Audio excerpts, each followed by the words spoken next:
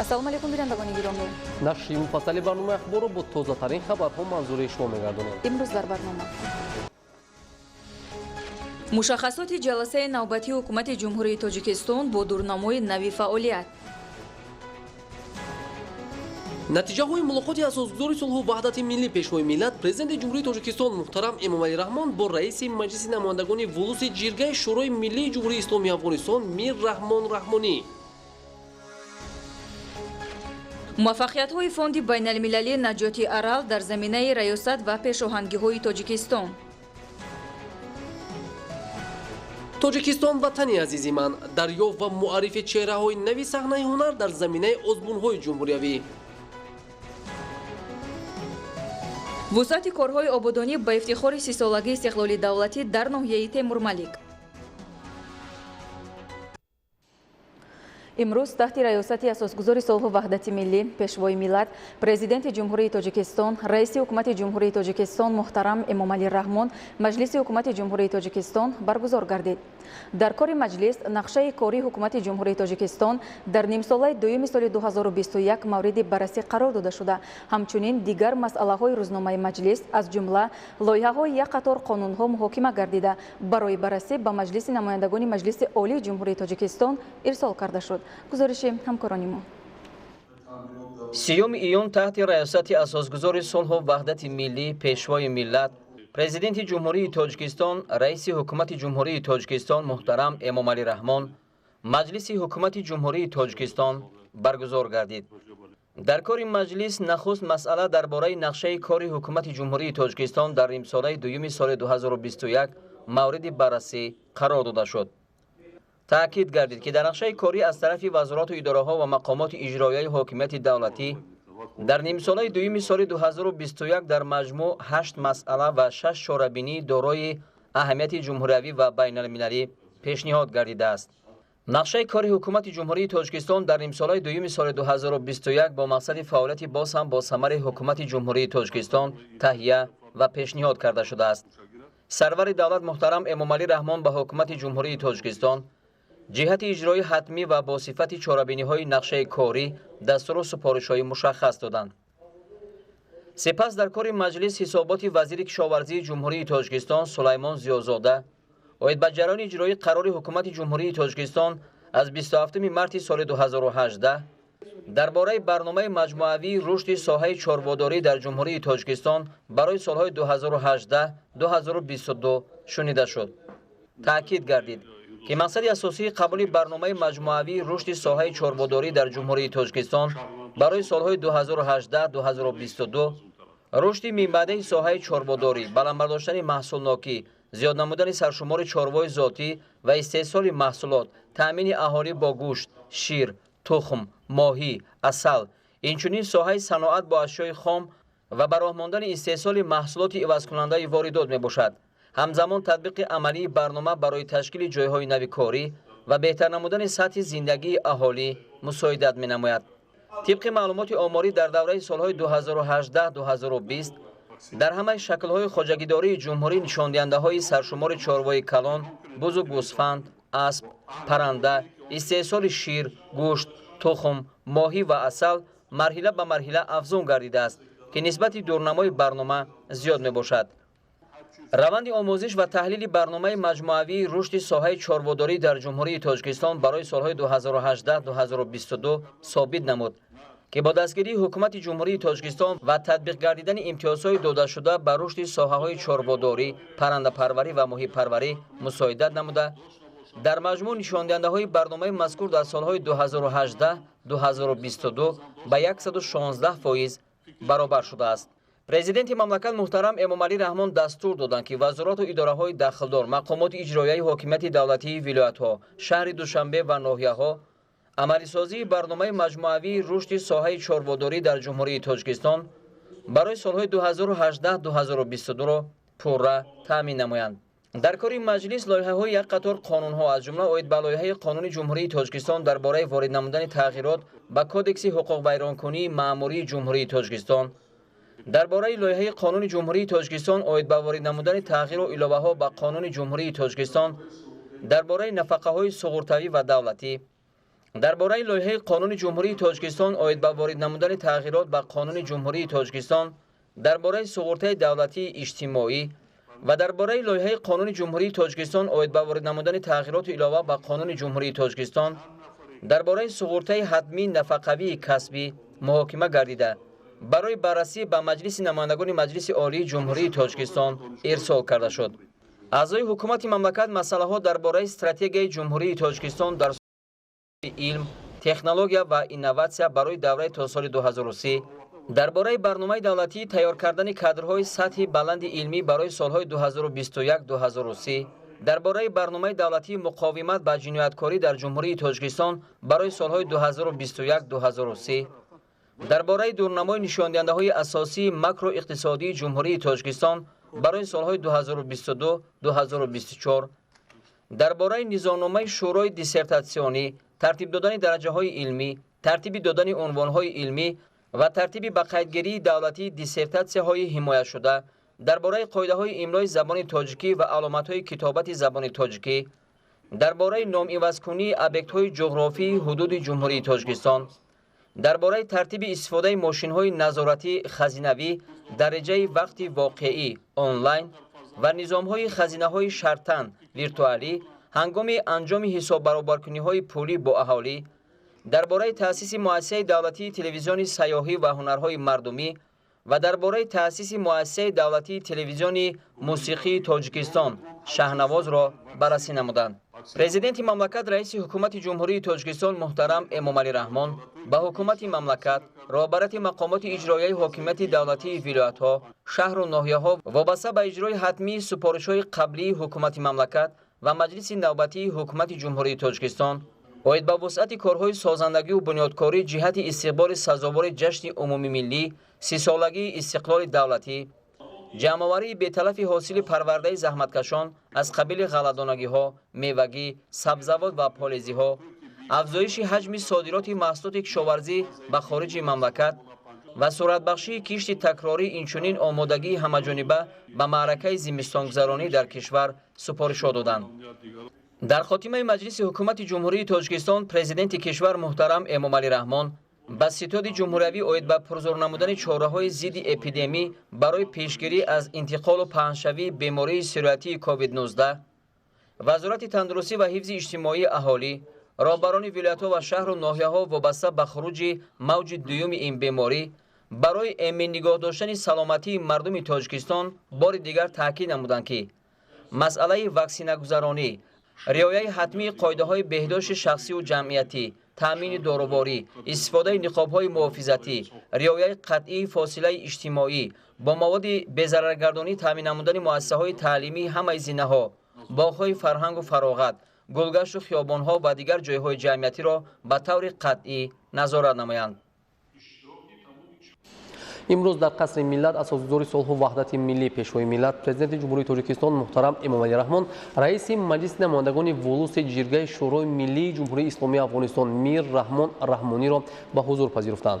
در جریان ملاقات روند همکاری بین کشورها به خصوص رابطه‌های پارلمانی، رشد همکاری در زمینه‌های مختلف از جمله سیاسی، مدافع، امنیت، اقتصاد، تجارت، علم و معارف، وسایل اخباری عامه و تندرستی، همچنین وضع امروزه افغانستان همسایه موردی بررسی قرار داده شد. پرزیدنت مملکت محترم امامعلی رحمان تاکید نمودند که مردم تاجیکستان نه تنها از نظر جغرافی بلکه از دیدگاه مشترکات ارزشی نیز همیشه در پهلوی مردم افغانستان قرار خواهد داشت. ما از اقدام‌های حکومت و مردم کشور دوست، همزبان و همفرهنگ جهت استقرار صلح و ثبات و بازسازی اقتصادی مملکت پشتیبانی خواهیم کرد. جانب‌ها اوید به گسترش رابطه‌ها در سمت‌های برای کشورها افضلیتناک و سودمند ساحه‌های انرژتیک و زیرساختار، تشکیل دالان‌های نوین نقلیاتی بین کشورها و تطبیق برنامه‌های مشترک در سمت‌های مذکور تبادل اندیشه کردند. وابسته به ادامه ناآرامی‌ها در افغانستان و شدت گرفتن وضع سیاسی و نظامی در این کشور همسایه که باعث نگرانی جامعه جهانی گردیده است، جانب‌ها همکاری عملی دو کشور را در عرصه امنیتی ضرور دانستند. تاکید گردید که برای مبارزه بر ضد تروریستان و گروه‌های متشکل جنایتکاری قاچاق مواد مخدر چاره‌های مؤثر اندیشیده شوند. امروز رئیس مجلس ملی مجلس عالی جمهوری تاجیکستان محترم رستم امامعلی، رئیس ولوس جرگه مجلس نمایندگان شورای ملی جمهوری اسلامی افغانستان میر رحمان رحمانی را که با هیئت پارلمانی جهت شرکت در جلسه اسامبله پارلمانی سازمان عهدنامه امنیت دست جمعی به حیث مشاهد به پایتخت جمهوری تاجیکستان تشریف آورده است به حضور پذیرفتند. پیوندهای برادری مردمان تاجیکستان و افغانستان از قعر تاریخ منشأ گرفته زیربنای مستحکم روابط معاصر دو کشور میباشند. ضمناً تاکید گردید که گسترش منبعی مناسبت‌های دوجانبه و بسیار جانبه با جمهوری اسلامی افغانستان از سمت‌های افضلیتناک سیاست خارجی دولت صاحب استقلال تاجیکستان مقرر گردیده. در این روند پارلمان‌ها به صفت نهاد کلیدی دولت در گسترش همکاری بین کشورها نقش مهم دارند. مردم تاجیکستان و افغانستان خوب درک می‌نمایند که محض توسط تلاش و پیگیری‌های مشترک پرزیدنت جمهوری تاجیکستان محترم امامعلی رحمان و رهبریت عالی جمهوری اسلامی افغانستان روابط و همکاری میان کشورهای ما در دوره صاحب استقلالی جمهوری تاجیکستان به طور بی‌سابقه رشد یافتند. ذکر کرده شد که تاجیکستان همیشه پشتیبان و جانبدار کوشش و تلاش‌های حکومت افغانستان و جامعه جهان بابت براه ماندن روند مذاکرات صلح، به اعتدال آوردن وضع سیاسی و نظامی و تامین رشد اجتماعی و اقتصادی کشور دوست و همسایه میباشد. تامین ثبات و آرامی افغانستان برای تاجیکستان خیلی مهم بوده. در برابر تامین امنیت منطقوی اهمیت بزرگ اقتصادی و اجتماعی نیز کسب می‌نماید. موقع‌گیری جغرافی امکانیت‌های زیادی مشترک را برای توسعه و گسترش همکاری‌های اقتصادی فراهم می‌آورد. با قناعتمندی ذکر گردید که محض با تشبث پرزیدنت جمهوری تاجیکستان بهر در عمل تطبیق نمودن سیاست باثمر خارجی حکومت مملکت و با مقصد تحکیم رابطه‌های گوناگون جهانبد در بالای دریای پنج بین تاجیکستان و افغانستان پل‌های دوستی بنیاد کرده شدند. توسط این پل‌ها رفت و آمد شهروندان دو کشور براه مانده شده، تشکیل بازارهای نزدیک سرحدی و مبادله و صادرات مال و محصولات نیازی مردم وسعت گرفت. اینچنین با سپارش سرور دولت پروازها به خط سیر دوشنبه کابل دوشنبه آغاز شدند. جانب‌ها اینچنین ضرورت در آینده نزدیک معین کردن راه و وسیله‌های مؤثر تقویت همکاری دوجانبه، همچنین رابطه‌های بسیار جانبه در دایره سازمان‌های بین‌المللی و منطقوی را که اسامبله پارلمانی سازمان عهدنامه امنیت دست جمعی از جمله آنهاست تاکید نمودند. در جلسه نوبتی اجلاس دوم مجلس نمایندگان مجلس عالی جمهوری تاجیکستان دعوت ششم که امروز تحت ریاست رئیس مجلس نمایندگان مجلس عالی جمهوری تاجیکستان محمد طاهر ذاکرزاده برگزار گردید، لایحه قرار مجلس نمایندگان مجلس عالی جمهوری تاجیکستان عاید به گزارش رئیس مجلس نمایندگان مجلس عالی جمهوری تاجیکستان درباره جنبست فعالیت اجلاس دوم مجلس نمایندگان مجلس عالی جمهوری تاجیکستان دعوت ششم، لایحه قانون جمهوری تاجیکستان درباره عفو بنابر قانونی‌گردانی دارایی‌ها و مبلغ‌های شهروندان جمهوری تاجیکستان، سازشنامه عاید به مبلغ‌گذاری الوگی لایحه مکملگردانی اداره‌کنی مالیه دولتی دو و مکتوب سازشنامه درباره وارد نمودن تغییر الوه‌ها به سازشنامه‌ها عاید به مبلغ‌گذاری بین جمهوری تاجیکستان و اساسیاسیون بین‌المللی رشد، سازشنامه گرانتی، عملیات مخصوص عاید به لایحه دستگیری رساندن واکسین‌های ضد کووید 19 در دایره فوند دسترسی واکسن در آسیا و اقیانوس آرام بین جمهوری تاجیکستان و بانک آسیای رشد، سازشنامه عاید به مبلغ‌گذاری عملیات عاید به اصلاحات انداز بین جمهوری تاجیکستان و اساسیاسیون بین‌المللی رشد و غیره مورد بررسی قرار داده شد. ضمن نتیجه‌گیری از فعالیت اجلاس دوم مجلس نمایندگان مجلس عالی جمهوری تاجیکستان دعوت ششم گفته شد که در دوره فعالیت اجلاس دوم 42 جلسه شورا و 28 جلسه های مجلس نمایندگان برگزار گردیده. در این دوره 131 قانون از جمله 22 قانون مکمل، یک کودکس، 11 قانون کنستیتوسیونی عاید به وارد کردن تغییر الوه‌ها به قانون‌های کنستیتوسیونی، 69 قانون عاید به وارد کردن تغییر الوه‌ها به قانون‌ها، 11 قانون عاید به وارد کردن تغییر الوه‌ها به کودکس و اینچنین بیش از 54 سازشنامه و دیگر سندهای معیاری منظور گردیدند. با همین بعد صدا دادن سرود ملی اجلاس دوم مجلس نمایندگان مجلس عالی جمهوری تاجیکستان دعوت ششم کار خود را انجام داد. امروز در شهر دوشنبه تحت ریاست جنوبی تاجیکستان جلسه ریاست فوند بین‌المللی نجات ارال برگزار گردید. نوردین قربان گزارش می‌دهد.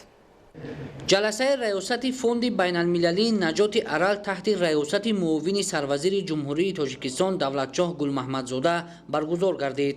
در جلسه معاونان سروزیران دولت‌های اعضا از جمله جمهوری تاجیکستان، جمهوری‌های ازبکستان، قزاقستان و ترکمنستان اشتراک و سخنرانی نمودند. اشتراکچیان مسائل‌های در دایره روزنامه جلسه ریاست فوند بین المللی نجات ارل از جمله آب و اکولوژی و اجتماعی و اقتصادی کشورهای حوزه بحر ارل را مورد تحلیل و بررسی قرار دادند. تاکید کرده شد که حکومت جمهوری تاجیکستان تمام تدبیرها را می‌اندیشد تا مسائله‌هایی که در نزد فوند گذاشته شده‌اند با نظرداشت منفعت جانب‌ها حل خود را پیدا نمایند. فوند بین المللی نجات ارل سال 1993 از جانب سران این دولت‌ها جهت تقویت بخشیدن همکاری‌ها در سمت آب و اکولوژی و به منفعت کشورهای اعضا حل نمودن مشکلاتی که در این سمت وجود دارد تأسیس داده شده است. اینچنین فوند مذکور در تنظیم وضع اقتصادی و اجتماعی بحر ارل که همچون مشکلات اساسی اکولوژی در عصر 20 اعتراف شده است مساعدت می‌کند. مقصد از برگزاری جلسه نوبتی تصدیق نقشه کاری کمیته اجرایی فوند بین المللی نجات ارل در دوره ریاست تاجیکستان لایحه برنامه عمل عاید بر رسانیدن کمک به کشورهای حوزه بحر ارل، بررسی فعالیت گروه کاری در سمت عملی‌سازی ساختار تشکیلی و سندهای معیاری و حقوقی پایگاه فوند مذکور و مسئله آمادگی کشورهای آسیای مرکزی به نهمین فورم بین المللی آب و غیره عبارت میباشد. جلسه ریاست فوند بین المللی نجات ارل با امضای 5 سند مهم از جمله قرار ریاست فوند بین المللی نجات ارل عاید به نقشه کاری کمیته اجرایی فوند بین المللی نجات ارل در دوره ریاست تاجیکستان، قرار ریاست فوند بین المللی نجات ارل عاید به تصدیق برنامه عمل دایر بر رسانیدن کمک به کشورهای حوزه بحر ارل، قرار ریاست عاید به فعالیت گروه کاری عملی‌سازی ساختاری و معیاری حقوقی پایگاه ریاست فوند بین المللی نجات ارل، قرار ریاست عاید به آمادگی به نهمین فورم بین المللی آب و قرار ریاست فوند بین المللی نجات ارل عاید بر روزنامه جلسه نوبتی ریاست فوند بین المللی نجات ارل به کار خود انجام بخشید. نوریدین قربان، فیروزی موسی برای برنامه اخبار. شرح موضوع دیگر: استفاده نقاب محافظتی طبی در نقلیات جمعیتی و شخصی و در مرکزهای سودای بازارها، باغ و گلگشت، خیابان، اینچنین رعایت فاصله اجتماعی و خودداری از دستفشاری هنگام سلام باعث می‌گردد که پنجشوی بیماری‌های سیرایتی از جمله کووید 19 پیشگیری کرده شود. گزارش منوشور اسلامی در این خصوص.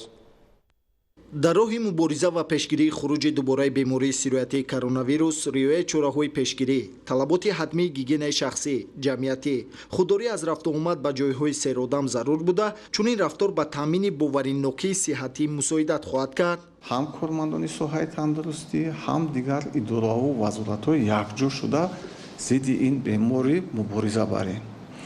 راه‌های مبارزه این یکم همین شستن دستان با صابون، کارکرد دست‌ها با محلول دستوری اسپتیکی، 6 نمودی دستشویی است که ما او را اجرا نماییم. دوم اساس همین از منبع سیرایت آدم است، از آدم کسل به آدم صحت میگذرد.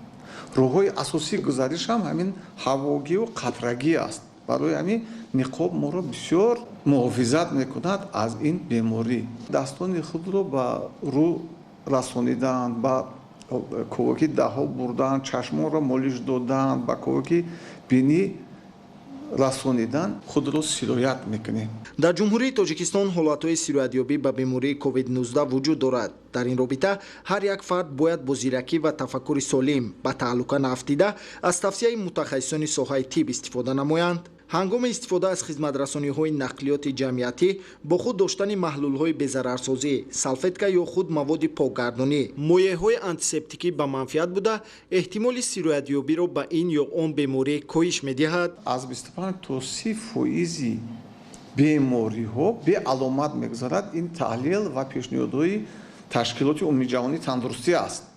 همون داخل ما که در همون نقلیات جمعیتی شیشته‌ایم هست شخصیت‌هایی که ویا بیمار هستند و به علامت هستند، اما نمیدونیم و خودی همون بیمار هم نمیدونن. برای همین باید ما همه گیگین شخصی رو هم گیگین شخصی هم جمعیتی رو در تمام حالت باید риоя намоем. истеъмоли нӯшокиҳои спиртӣ ҳам дар ҳамин шабу рӯз қатъиян номумкин аст, зеро масъулияти бадан коҳиш меёбад. эҳтиёткорӣ дар ҳама гуна ҳолат аз манфиат холӣ нест. масалан, дар ҷойҳое ки шиноварӣ аз ҷиҳати талаботҳои санитарӣ ва гармии зиёд номумкин аст, хатарро дар робита ба иваз шудани якбораи ҳарорати бадан бештар менамояд. мо табибон аз сокинони ҷумҳурӣ эҳтиромона хоҳиш менамоем ки ҳамон маслиҳатҳое ки аз тарафи табибон, аз тарафи ташкилоти умумиҷаҳонии тандурустӣ пешниҳод шудааст, ҳамаи амнора риоя кунанд. дар ҳолати риоя накардани сокинон мо муваффақ шудан наметавонем. дар шароити хона ва дар умум ба фарзандон низ омӯзонидани қоидаҳои санитарӣ ва риояи гигиенаи шахсӣ афзалияти зиёд дошта, кафили солимиву беҳдоштӣ барои худу атрофиён мебошад. манучери сулаймон, меҳрӯзи ҷумъа, мақсади мақсад, ахбор. яке аз нишонаҳои пешрафти ҳар давлат рушди соҳаи саноат ба хусус тақвияти фаъолияти корхонаҳои истеҳсолӣ ба ҳисоб меравад. дар ҳамин замина ширкати ватании Акия Авесто Автомотив Индастри барои муаррифии маҳсулоти истеҳсолии Тоҷикистон дар арсаи байналмилалӣ қадамҳои устувор мегузорад. ҳамкоронамон мавзӯъро идома медиҳанд. дар шаҳри Нурсултони ҷумҳурии Қазоқистон намоишгоҳи бузурги байналмилалӣ таҳти унвони Футурод Экспо Астана 2021 баргузор шуд. дар ин намоишгоҳ дар қатори ширкатҳои маъруфи ҷаҳонӣ ки ба истеҳсоли нақлиёт ва хизматрасониҳои марбут ба он машғул ҳастанд, ҳамчунин ширкати ватании Акия Авесто Автомотив Индастри ҳам иштирок ва Тоҷикистонро ба таври арзанда намояндагӣ кард. зимнан ин бори аввал нест ки ширкати номбурда дар арсаи байналмилалӣ маҳсулоти худро дар канори брендҳои ҷаҳонӣ муаррифӣ мекунад. ширкат дар ин намоишгоҳ 6 намуд маҳсулоти худро ба намоиш гузоштааст. инҳо бошад автобусҳои дуошона, автобуси байнишаҳрӣ бо дарозии 8 метр, автобуси CNG бо гази табиӣ, электробус, троллейбус ва автобуси байнишаҳрӣ ба амалра гузоштааст. мақсади асосии ширкат ва иштирок дар ин намоиш ин дарёфт намудани муштариён, барқарор намудани ҳамкориҳои дуҷониба, дарёфт намудани шарикон ва инчунин таҷрибаомӯзӣ ҷиҳати иштирок дар чунин маъракаҳои калон ва байналмилалӣ. ёдовар мешавем, ин ширкати ватанӣ дар аввалин ҳузури худ дар намоишгоҳи бонуфузи олами автобусҳо дар соли 2019 аз сӯи коршиносони байналмилалӣ баҳои баланд гирифта соҳиби гувоҳиномаи махсус шуда буд. имсол бошад ҳузури Акия Авесто Автомотив Индастри дар ин намоишгоҳ боз ҳам бештару беҳтар буд, зеро номгӯ ва якчанд намунаи нави маҳсулоти худро ба намоиш гузошт ки ба гуфтаи масъулони баргузории намоишгоҳи байналмилалӣ ҳузури ширкати тоҷикистонӣ бисёр густарда ва чашмрас будааст. қобили зикр аст, Акия Авесто ягона ширкати ватанӣ аст ки соли 2018 таъсис шуда ба истеҳсоли автобусҳо машғул мебошад. ин ширкати муштарак бо ҳузури пешвои миллат ифтитоҳ шуда ҳамакнун маҳсулоти истеҳсол намудаи он ба тамоми талаботи ҷаҳонӣ ҷавобгӯ аст. ҳамаи маҳсулоти ширкат дорои стандарти экологии Евро 5 ва Евро 6 мебошанд. Акия Авесто талош дорад дар амалӣ намудани ҳадафи чорumi миллӣ, саноати кунонии мамлакат ва рушди соҳаи саноати кишвар саҳми босазо бигзорад ва бо ҳузур дар намоишгоҳҳои бузурги байналмилалӣ назири Футурод Экспо Астана 2021 ба бозорҳои байналмилалӣ ва ҷаҳонӣ ҳам роҳ ёбад.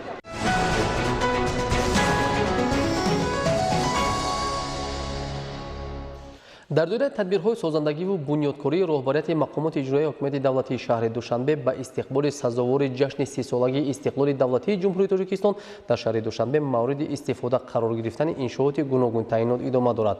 аз ҷараёни чунин корҳои бунёдӣ дар пойтахт ҳамкорамон гузориш медиҳанд. субҳи имрӯз дар доираи сиёсати хиратмандона ва созандаву бунёдкории президенти мамлакат муҳтарам Эмомалӣ Раҳмон ва тадбирҳои ободонии раиси Маҷлиси Миллии Маҷлиси Олии Ҷумҳурии Тоҷикистон раиси шаҳри Душанбе муҳтарам Рустами Эмомалӣ дар кӯчаи Ҳусайнзода 5 бинои иловагии муассисаи давлатии таваллудхонаи шаҳрии рақами 2 мавриди истифода қарор дода шуд. дар бинои иловагии таваллудхона отоқҳои роҳбарият, кафедраи акушерӣ ва гинекологии рақами 2, бойгонӣ, ҳуҷраи табобатӣ, физиотерапевтӣ, ошхона, озмоишгоҳ, ҳуҷраи ултрасадо, ҳуҷраи дастгоҳи тамизгардонии буғӣ ҷойгир карда шудааст. дар таваллудхона барои мизоҷон ва муроҷиаткунандагон шароити зарурӣ фароҳам гардидааст. дар ин рӯз ҳамчунин бо иштироки масъулин дар кӯчаи ҳусейнзода 33 ноҳияи шоҳмансур муассисаи давлатии илмии маркази тадқиқоти технологияҳои инноватсионӣ назди Академияи миллии илмҳои Тоҷикистон мавриди истифода қарор гирифт. Марказ дар ҳудуди Академияи миллии илмҳои Тоҷикистон қарор дошта, дар он баҳри рушд ва пешбурди соҳаи илму инноватсия тамоми шароити зарурӣ муҳайё гардидааст. Ба хотири дастрасии кормандон ба навоварии марказ бо таҷҳизоти муосири замонавӣ таъмин шудааст. Дар ошонаи дуюми ин марказ, маркази омӯзиши забонҳои хориҷӣ низ фаъолият менамояд ки шавқмандон метавонанд дар лаҳзаҳои фориғ аз кор ба омӯхтани забонҳо машғул шаванд. ҳамзамон ба хотири сайқал додани донишу малакаи кормандон дар ошонаи сеюми бино китобхона низ ҷойгир шудааст. дар кӯчаи Садрдин Айнӣ бинои хуштарҳу замонавии баландошонаи истиқоматӣ ифтитоҳ ёфт. бинои мазкур аз ҷониби роҳбари ҷамъияти дорои масъулияти маҳдуди бахтзе соҳибкори ватандӯст Зафар Маликов дар муддати камтар аз 2 сол бунёд гардида, дар он барои иқомат беҳтарин шароит фароҳам гардидааст. дар саҳни бинои истиқоматӣ баҳри истироҳату фароғат майдончаи бозии кӯдакон ва майдончаи варзишӣ бунёд шудааст. намуди зоҳирии бино ки бо истифода аз санъати баланди меъморию нақшнигорӣ оро дода шудааст, ба симои шаҳри Душанбе ва ин гӯшаи пойтахт зебогии дучандро замъ намудааст. тамоми биноҳо бо лифтҳои замонавӣ таҷҳизот кардода шудаанд. мо иқдом гирифтаем ки саҳми худро дар ободонии шукуфонии пойтахти ҷумҳурии Тоҷикистон шаҳр Душанбе гузорем. бинои баландошонаи истиқоматӣ воқеъ дар кӯчаи Садрдин Айнӣ аз 1 то 4 ҳуҷраро дар бар мегирад. ҳуҷраҳои ин бинои истиқоматӣ бо беҳтарин шароит таъмир гардида, хонаҳо бо ҷиҳози зарурӣ таъмин карда шудаанд. ҳамзамон бо ин дар доираи бунёди бинои баландошонаи истиқоматӣ воқеъ дар кӯчаи Садрдин Айнӣ дар ошонаҳои якум ва дуюми ин бинои хуштар марказҳои савду хизматрасонӣ ҷойгир карда шудааст. маврид ба зикр аст ки дар асоси дастуру супоришҳои раиси шаҳри Душанбе муҳтарам Рустами Эмомалӣ ва дар доираи нақшаи генералии шаҳри Душанбе тамоми биноҳои истиқоматие ки дар ҳудуди кӯчаи Садрдин Айнӣ аз бурӯши кӯчаи Аҳмади Дониш то хиёбони Рӯдакӣ бунёд карда мешаванд, дар ошонаҳои аввали он марказҳои савду хизматрасонӣ бунёд мешаванд.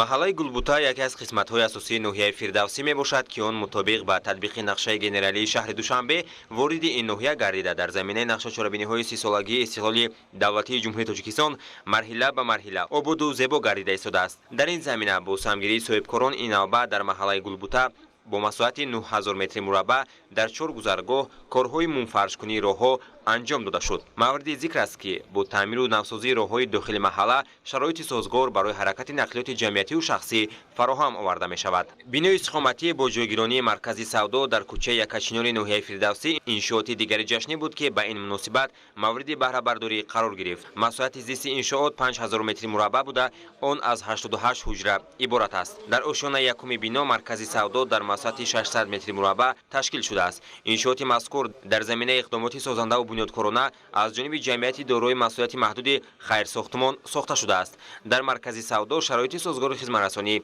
фароҳам шудааст. ба истиқболи ҷашни 30-солагии истиқлоли давлатии ҷумҳурии Тоҷикистон маркази савдои Висол ба истифода супорида шуд. бо таъсиси ин маркази савдо аз ҷониби соҳибкор Азизов Орзу 12 нафар бо ҷои кори доимӣ таъмин гардиданд. масъулин зимнан аз фаъолияти нуқтаҳои савдои ҳамшафати ин иншоот низ дидан намуда фаъолияти онҳоро ҷиҳати таъмини бозори дохилӣ бо маҳсулоти босифат назаррас арзёбӣ карданд.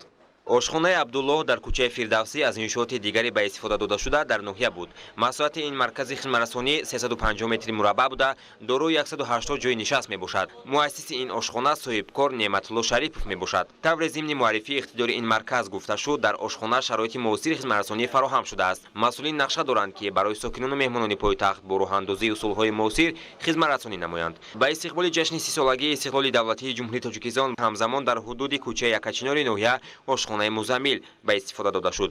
масоҳати хизматрасонии иншоот 300 метри мураббаъ буда он имкони қабули 132 нафарро дар як вақт дорад. ошхона аз ҷониби соҳибкор Ҳамдамов Одилхон сохта шудааст. имрӯзҳо дар шаҳри Душанбе дар доираи тадбирҳои ободонӣ майдончаҳои варзишӣ ва бозии кӯдакона таъмиру таҷдид карда мешаванд. аз ҷумла чунин як майдонча дар ноҳияи Шоҳмансур пурра навсозӣ карда шуда бо таҷҳизоти муосири бозӣ ва дилхушии кӯдакона муҷаҳҳаз гардонида шуд. гузориши хабарнигорони мо. روی آوردن جوانان و نورسان به ورزش از سالمی ملت تاجیک شهادت داده برای ترغیب و تشویق طرز حیات سالم زمینه مساعد گذاشته است. در ناحیه شاه منصور از جانب خدمات ضد انحصاری نزد حکومت جمهوری تاجیکستان یک میدانچه ورزشی و بازی کودکانه بنیاد شده بود. با مرور وقت تجهیزات آن فرسوده و کارناشویان گردیده بود. با تشبث خدمات میدانچه ورزشی از نو تعمیر کرده شده با تجهیزات ضروری تامین گردید. مورد ذکر است که پایتخت مملکت شهر دوشنبه امروز در حقیقت هم به یک شهر زیبا و خیلی جالب و نظرربا تبدیل یافته است. بناهای خوشتر و زمانوی بلند آشیانه، چه معموری و چه استقامتی و خدمترسانی، باغ و گلگشت‌های پر از گل‌های شکوفان موسمی و انفراساختار کامل باغ‌های فرهنگی و فراغتی از جمله تلاش‌های به حساب می‌روند که برای زیبا و نظرربا شدن شهر دوشنبه عملی کرده شدند. در نزد تمام محله‌ها میدانچه‌های نو ورزشی ساخته استادند و برای استفاده داده استند. به قدر و زحمت مهنت هر یک آنهایی که در آبادی و سرمایه‌گذاری این دولت هستند باید برسیم. حکومت شهر دوشنبه به خاطر آینده جوانان به رئیس شهر دوشنبه به خاطر سالمی نسل آینده جوان اقتداریت را پیدا کرد، امکانیت را پیدا کرد که باید چنین میدانچه‌های مخصوص ورزشی در نزد تمام بناهایی که ساخته می شود آنها هر یک جوانی که در آنجا بازی میکند به قدر و امان میدانچه به قدر هر یک جای برسد. امروز با قدم زدن در کوچه های شهر از فضای زیبا و کوچه های گلپوش به کس حلاوت خاص می بخشد. مورد ذکر است که با دستگیری های پیوسته مقامات اجرایی حاکمیت دولتی شهر دوشنبه انفراساختار پایتخت مرحله به مرحله تکمیل داده شده.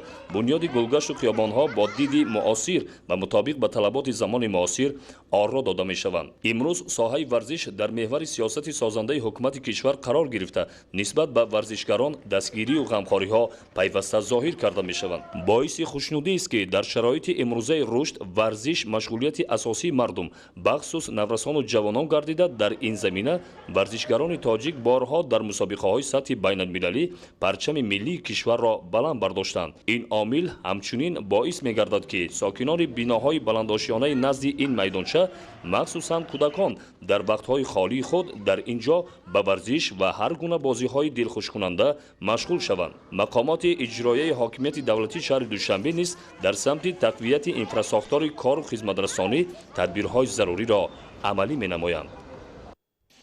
در پیروی به سیاست انسان دوستانه پیشوای ملت محترم امامعلی رحمان و دستور و اجرای رئیس مجلس ملی مجلس عالی جمهوری تاجیکستان رئیس شهر دوشنبه محترم رستم امامعلی صاحبکاران و اشخاص سخاوت پیشه با مقصد دستگیری قشر نیازمند جامعه تدبیر اندیشی می‌نمایند. در همین زمینه با یک نفر شخص دارای امکانات محدود از ناحیه رودکی منزل نوی استقامتی تقدیم کرده شد.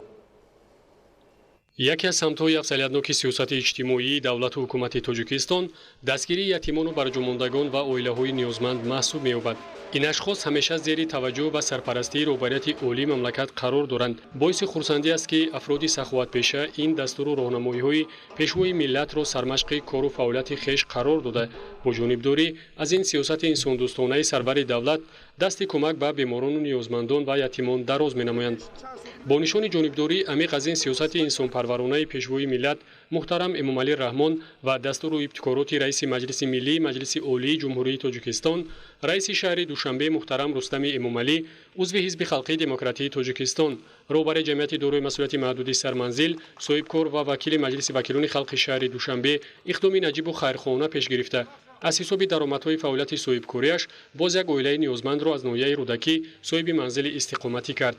شهاب‌الدین حبیبوف استقامت کننده ناحیه رودکی که هم خود و هم همسرش نابینا هستند صاحب 3 فرزند دوسرویک است و صاحب منزل استقامتی شخصی گردیدن از آرزوی دیرینه این عائله بود. حالا که این آرزویشان جامعه عمل پوشید از این تحفه ارزشمند صاحبکار زیاد خرسند شده از آن ابراز خوشحالی کردند که چنین صاحبکاران سخاوتپیشه جانبداری از سیاست انسان دوستانه پیشوای معظم ملت می‌نمایند و کمک‌های خویش را به دیگر هموطنان دریغ نمی‌دارند. با گفته نامبرده تاکیدهای پیوسته سرور دولت در راه دستگیری یتیمان و عائله‌های نیازمند و بی‌سرابان بشبهه به این طبقه نیرو بخشیده باعث می‌شود که آنها حس تنهایی و تنگدستی خود را کنار می‌گذارند و امید به آینده نیک می‌بندند. ما منتداری خود را از پیشوای معظم ملت پیشوای غمخوار معیوبان و давлату халқи миллат муҳтарам эмомалӣ раҳмонов ки пайваста мо маъюбонро дастгирӣ намуда ғамхории худро нисбати мо маъюбон дареғ намедорам. манзили истиқоматии ҳадиянамудаи соҳибкор ва шаҳобиддин ҳабибов ва аҳли оилаи ӯ дар як мавзеи бисёр ҳам зебои деҳаи навбунёди машъали ҷамоати деҳоти чоргултепаи ноҳияи рӯдакӣ ҷойгир буда бо тарҳи зебо сохта шудааст. масоати замини назди ҳавлигӣ бо инобати сохтмон дар он 6 садякро ташкил дода манзили истиқоматӣ аз 5 ҳуҷраи кушоду барҳаво, ошхона бо тамоми ҷиҳозу асбобҳои маишӣ ва дигар иншооти ёрирасон иборат мебошад. ҳуҷраҳо ба пуррагӣ бо асбобу васоили зарурии рӯзгордорӣ аз қабили курпаю палос, мебелу рахтҳои хоб, яхдону телевизор, мошинаи ҷомашӯӣ, тафдон ва дигар асбобҳои зарурӣ муҷаҳҳаз мебошад.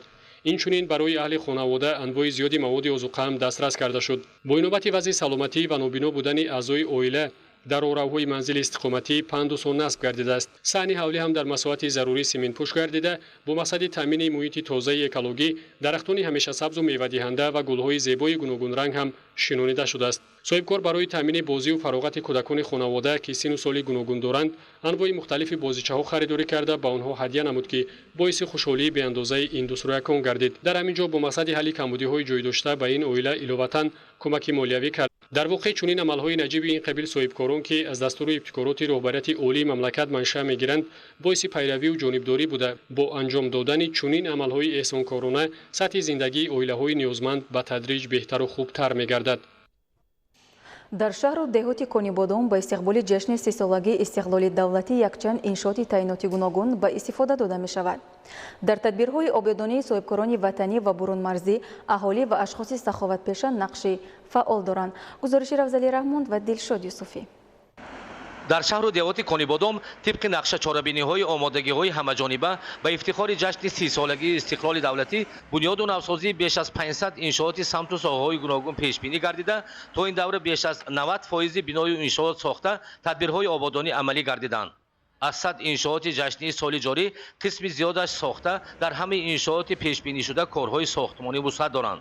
дар рӯзҳои наздик иншоотҳои иҷтимоӣ, саноати, хизматрасонӣ якчанд иншоотҳо ба анҷом расонда мешавад. аз он ҷумла сохтмони сардхона, сохтмони коркарди меваи хушк, хонаҳои истиқомати бо маркази савдо, марказҳои хизматрасонӣ, зиёда аз 8 адад майдончаҳои варзишӣ ба истифода дода мешавад. дар баробари равона намудани маблағҳои буҷети давлатӣ қисми асосии иншооти истеҳсолӣ, савдою хизматрасонӣ, иҷтимоӣ, маишӣ, варзишию солимгардонӣ бо саҳми соҳибкорони ватанию бурунмарзӣ бо ҷалби сармояҳои соҳибкорон бунёд карда мешаванд. ин ифтихору мавқеи фаъоли шаҳрвандӣ, номуси ватандорӣ ва ҳисси баланди миллист ки соҳибкорону сокинони шаҳру деҳоти Конибодом бо заҳмати содиқонаю иқдомҳои ватандӯстона ба ифтихори ҷашни муқаддаси 30-солагии истиқлоли Тоҷикистон як гӯшаи ватан шаҳру деҳоти Конибодомро ободу зебо менамоянд. имрӯз ҳар як сокини шаҳру деҳоти Конибодом мафҳуми истиқлолиятро хуб дарк намуда, арзишҳои истиқлолиятро шинохта, бо як рӯҳияи болида барои истиқболи сазовори ҷашни 30-солагии истиқлолияти давлатии ҷумҳурии Тоҷикистон омодагӣ доранд. таъсису бунёди корхонаю коргоҳҳои истеҳсолӣ, марказҳои кору хизматрасонӣ пурра бо саҳми соҳибкорон сохта шуда, соҳибкорони бурунмарзии ватанӣ дар шаҳри Конибодом дар бунёди мактабҳо, биноҳои иловагии мактабҳо, сохтмони кӯдакистонҳо, муассисаҳои тандурустӣ, ободӣ, роҳҳо нақшу саҳми хоса доранд.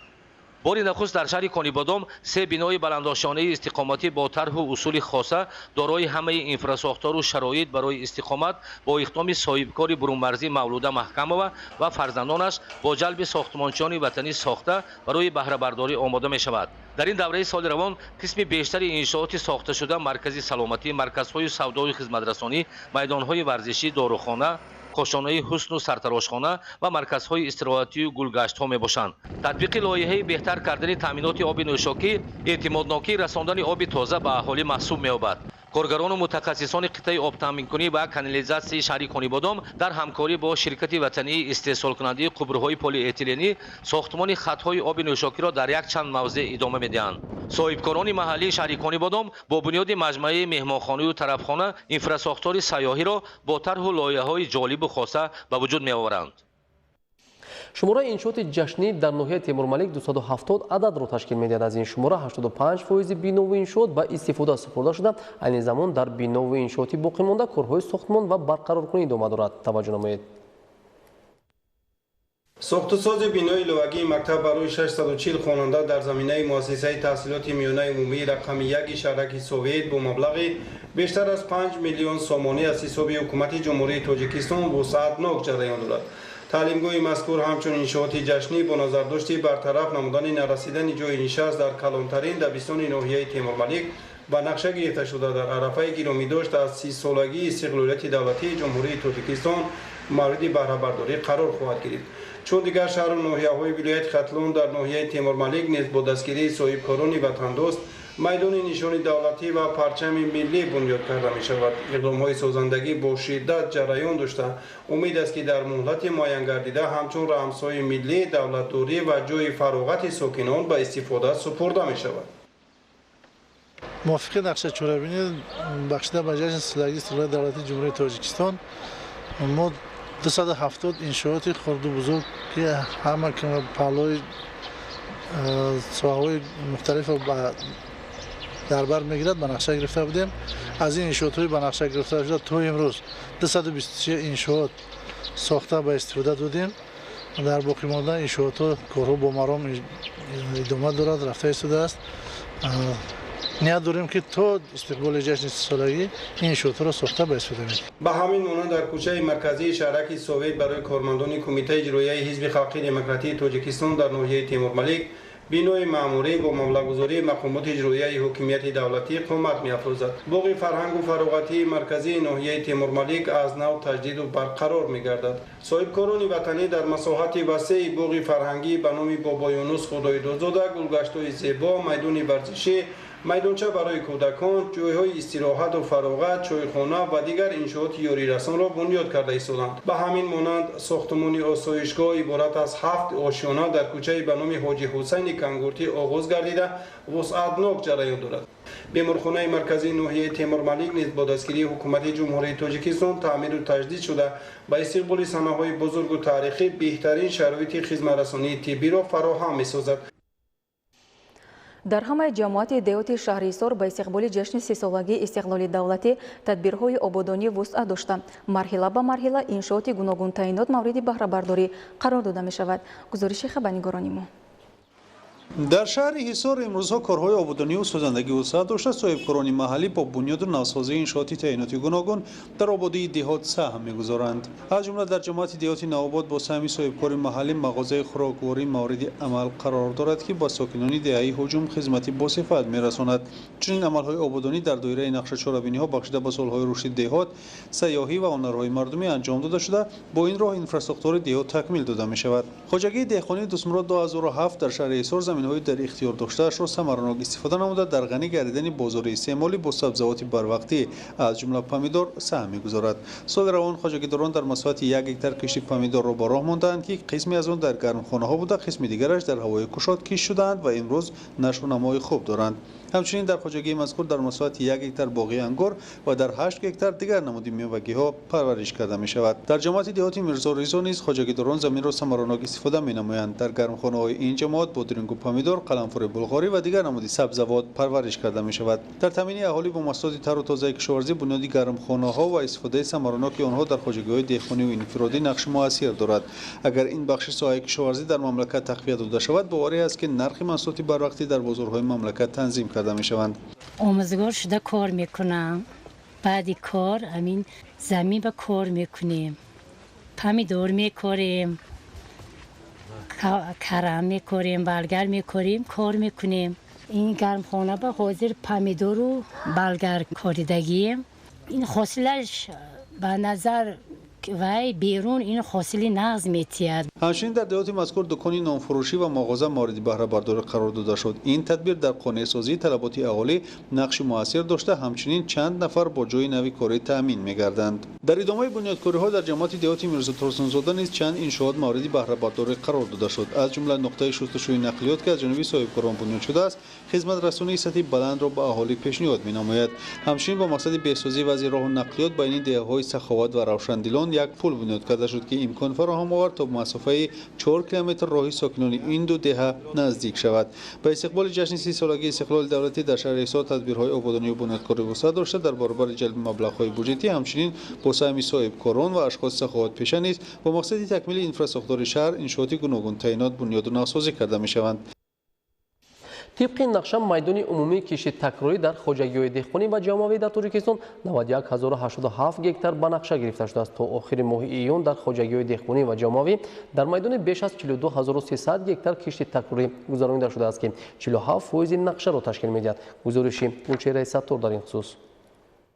جهتی ثمراناک و عاقلانه استفاده نمودن زمین‌های کارمی آبی طبق دورنمای ساختار کشتی زراعت‌های کشاورزی میدان عمومی کشتی تکراری در خواجگی‌های دهقانی و جمع‌آوری 91087 گکتار به نقشه گرفته شده است. موافق معلوماتی به دست آمده طبق دورنما خواجگی‌های جمعیتی ولایت ختلان باید میدان کشتی تکراری را به 56230 گکتار رسانند. در همه شهر و ناحیه‌ها بعد جمع‌آوری سبزیجات بروقتی و غله‌دانگی کشتی تکراری با سرعت ادامه دارد. اقلیم گرم ناحیه جیهون به کشاورزانش امکان می‌دهد که در یک سال زیاده از 3 مرتبه حاصل گرفته اولا اقتصادیات خانوادگی خویش، بعداً بازارهای استعمالی را با مواد غذایی از جهت اکولوژی تازه تامین نمایند. موافق دورنما در این ناحیه باید میدان کشتی تکراری به 6734 گکتار رسانیده شود. اقلیم گرم ناحیه جیهون به کشاورزانش امکان می‌دهد که در ماه اپریل الکی حاصل پیاز بروقتی را جمع‌آوری نموده در جایش جواری مکب برای دان کشت نموده در ماه سپتامبر از هر گکتارش 100 سنتنری حاصل رویانیده باز در جایش پیاز تیرماهی کشت نمایند. تا امروز موافق معلومات آماری در 4497 گکتار کشتی تکراری زراعت‌ها به راه مانده شده. دهقانان زحمت پسندش به کشتی تکراری سبزی آغاز نمودند. خواجگی‌داران ناحیه جیهون اساساً کشتی تکراری زراعت‌های کشاورزی را بعد از جمع‌آوری سبزیجات‌های بروقتی از قبیل پیاز، کارتوشکا، غله‌دانگی‌ها کشتی تکراری را آغاز می‌نمایند.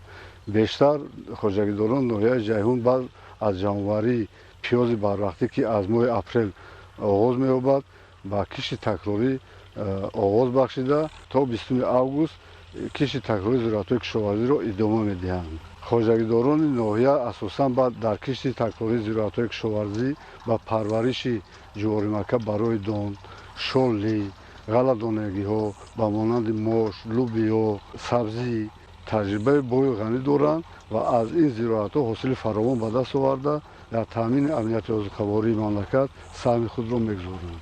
کشاورزانی با تجربه عزم دارند که تا آخر ماه ایول میدان کشتی سبزی را به 1900 گکتار رسانیده با رعایت قاعده‌های اگرتکنیکی پرورش نرخ را در بازار به تنظیم درآورند. سهمداران دهها در زمین‌های نزد حولگی و خواجگی‌های یا رسانی شخصی نیز کشتی تکراری گذرانیده از حساب ثمراناک و عاقلانه استفاده بردن هر قطعه زمین می‌توانند برای تیرماه و زمستان ذخیره کافی داشته باشند. همه فصل سال در کشته‌های دهقانان سربلند این ناحیه حاصل فراوان و زمین‌ها سراسر به استحصالات کشاورزی فرا گرفته شده‌اند. سال از سال توجه صاحبکاران وطنی در این ناحیه به از خود کردن زمین‌های سالها بکار خوابیده زیاد می‌گردد که از این حساب نیز فراوانی محصولات در بازارهای استعمالی تأمین می‌گردد. خواجگی‌داران اساساً از کشتی پیاز از هر یک گکتار به حساب میانه از 400 تا 500 سنتنری حاصل می‌رویانند. در کشتی تکراری در زمین‌های از پیاز خالی شده کشتی جواری مکب برای دان می‌گذرانند که اساساً با صرفه خیلی کم حاصلی زیاده از 70 سنتنری تا 100 سنتنری دان تازه جواری مکب را به دست می‌آورند. با قبل زمینداران اصیل امسال حاصل پالیزی‌ها خیلی فراوان است و از یک گکتارش آنها توانستند زیاده از 50 تن حاصل باصفت به دست بیارند. منفعت اقتصادیش را به نظر گرفته دهقانان در کشتی تکراری نیز پالیزی می‌کنند. اکثر خواجگی‌های دهقانی امسال از یک گکتار کشتی پیاز تا 70 تن حاصل به دست آوردند. گرچند هرچند که نرخش در بازار کاهش یافته باشد هم از کشت دیگر زراعت‌ها کشاورزان می‌توانند فایده صاف به دست دارند. قطاری بیشمار ماشین‌های بارکش و سبکرو 24 ساعت حاصل زحمت دهقانان این ناحیه را با نرخ دسترس خریداری نموده به ولایت‌های سوخت و بدخشان، وادی رشت و دیگر ناحیه‌های تابع جمهور و پایتخت مملکت شهر دوشنبه رسانیده پیشنهاد خریداران می‌گردانند. یکی از زادهای مشهوری در جمهوری پرورش یابنده گوسفند این نوعی گوسفندان حصاری می باشد. نام خود را گوسفند ذات حصاری از روی منطقه پرورش یعنی حصار گرفته است. گزارش در این خصوص. گوسفند ذات حصاری تاریخ پیدایش کهن داشته از جهت اهمیتش به ذات‌های حاضر زمان تعلق دارد که دارای علامت‌های برعلا نمایان محصول نوکی و گوشتی و روغنی میباشد. نام خود را گوسفند ذات حصاری از روی منطقه پرورشش حصار گرفته است. از این موضع رمه گوسفندان این ذات به بازارهای شهرهای ترمیز، بخارا، سمرقند، قوقند، قرشی و دیگر شهرها رانده می‌شدند. تاریخ پیدایش، مکملگردانی و خاصیت بی‌بهای این ذات نادر در کنفرانسی بین المللی علمی و عملی در موضوع حالت و دورنمای مکملگردانی خصوصیت‌های ارثی و محصول نوکی گوسفندان ذات‌های دنبه‌دار که در انستیتوت چارواداری و چراگاه اکادمی علم‌های کشاورزی تاجیکستان برگزار گردید تاکید کرده شد. همایش مذکور طریق آنلاین صورت گرفته در آن عالمان و متخصصان از خارج کشور اشتراک و سخنرانی نمودند. معرفی نمودن ذات گوسفند حصاری در تمام دنیا می باشد، چون که گوسفند ذات حصاری این کلانترین گوسفند جهان است و همچون ذات گوسفند حصاری در اکثریت مملکت‌های دنیا این ذات را می‌دانند و می‌شناسند. تاکید گردید که گوسفندان ذات حصاری از جهت جثه بزرگترین چاروای خود به حساب می‌روند. خصوصیت بهترین بیولوژی زود مطابق شوی به شرایط تغییر یابنده بلندکوه خاص این ذات به حساب رفته محض با همین خاصیت بی‌بهای خود از دیگر همجنسانش فرق می‌کند. در نتیجه سلکسیای خلقی در طول اثرهای زیاد از طرف مردم تاجیک در وادی حصار آفریده شده است. محض در وادی حصار آفریده شدن این ذات از همین سبب نام این ذات گوسفندان حصاری نامیده شده است. با نظر داشت آنکه اساس تامینات چاروا با خوراک چراگاه است، گوسفندان ذات حصاری چراگاه بلندکوه را ثمرناک استفاده کرده وزن دلخواه میگیرند. سلکسی خلقی تو به این درجه آمده رسیده است. سبب‌های بهترینی همین ذات رو به این نوبت گرفته امروز تمام مملکت‌های که آسیای میانه و دیگر مملکت‌ها می‌خواهند که از این گوسفند ذات‌های گوسفندهای خودشون رو سرمحصول گردانند. سبب این در چه است؟ سبب اساسی این در آن است که گوسفند حصاری یکی از گوسفندهای می باشد که در همه شرایط مطابق می باشد. شرایطی کم علفی، کم آبی، شرایط هایی که راههای دور و دراز طی کردن برای خوراک دریافت کردن. در شرایط معاصر کارهای علمی و تحقیقاتی و سلکسیونی و ذات‌پروری از طرف عالمان انستیتوت چارواداری و چراگاه اکادمی علم‌های کشاورزی تاجیکستان برای با وجود آوردن تیپی نوی شهری نوی گوسفندان این ذات با 3 اولاد ادامه دارد. سرشمار بهترین گوسفندان ذات حصاری در جمهوری تاجیکستان در زوادهای ذات‌پروری شهر و ناحیه‌های مملکت و در اکثر خواجگی‌های شخصی و فرمری پرورش کرده می‌شود. بینندگان گرامی در همین جا برنامه اطلاعاتی اخبار به انجام می‌رسد. صحت و خانه آباد باشید.